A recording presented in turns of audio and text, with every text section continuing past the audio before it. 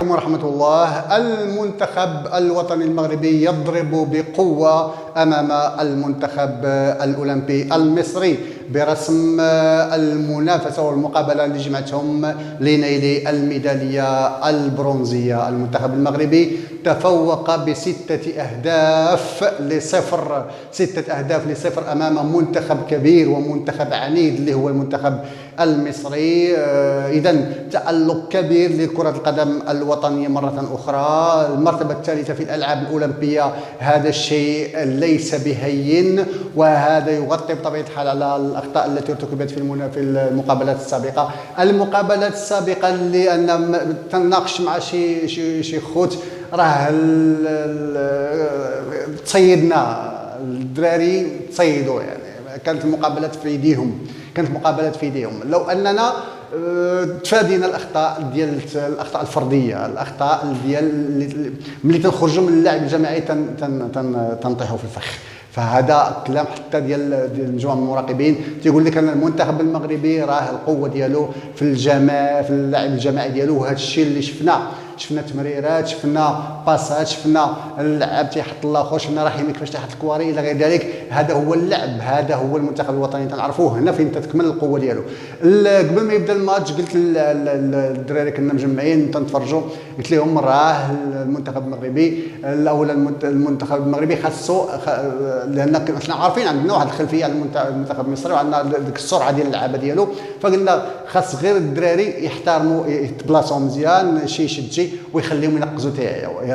هذا هو اللعب. وفعلا كان هذا الشيء. فاذا كان واحد التكامل حنا شفنا من خلال المتفرجين، شفنا كاين تكامل ما بين مختلف الخطوط بطبيعه الحال. اللعبه كانوا زوينين، كانوا لعبوا الكره، لعبوا لعب جماعي. فكان الفرديات، ولكن الفرديات كانت تتكمل اللعب الجماعي. هذا هو السر في القوه ديال المنتخب المغربي. وراه من اللي دار هذا الشيء راه داك الشيء داز، وداك الشيء داز بخير وعلى خير الحمد لله.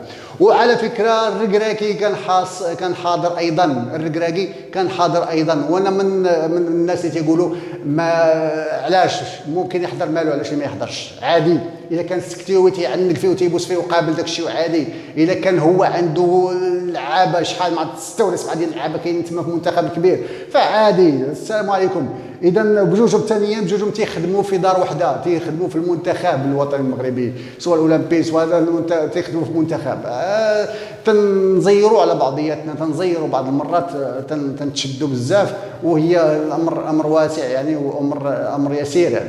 على كل حال، اذا كل شيء تتغطيه هذه النتيجه هذه ديال 6-0 وتتغطيه الميداليه النحاسيه.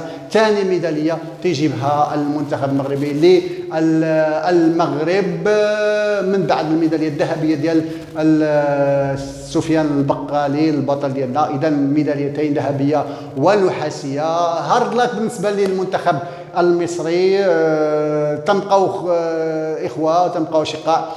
كاين حده وكاين تنافسيه في رقعه الملعب، ولكن الا لاحظتوا الاخوه المصريين راحنا على كل حال من خلي داكشي يدوز.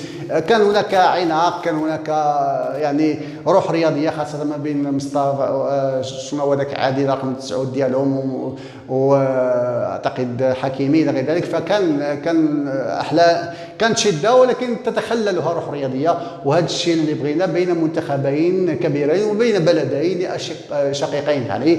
اذا حظ سعيد والتوفيق للمنتخب المصري في قادم المقابلات. واليوم راه المنتخب المغربي الاولمبي ايضا يرفع السقف عاليا. الان كل من يريد ان يلعب يجب ان يتجاوز المرتبه الثالثه. كل اللي بغى يقول راحنا واعرين خاصو يتجاوز المرتبه الثالثه، بالنسبه لنا احنا ايضا ما بقيناش، خاصنا نتجاوزوا ايضا نصف النهائي، لا في كاس العالم ولا في الالعاب الاولمبيه الى غير ذلك. فاذا هناك مسار جيد للكره الوطنيه المغربيه، ونتمنوا مزيد من التألق ان شاء الله تعالى. دمتم في امان الله. السلام عليكم ورحمه الله تعالى وبركاته.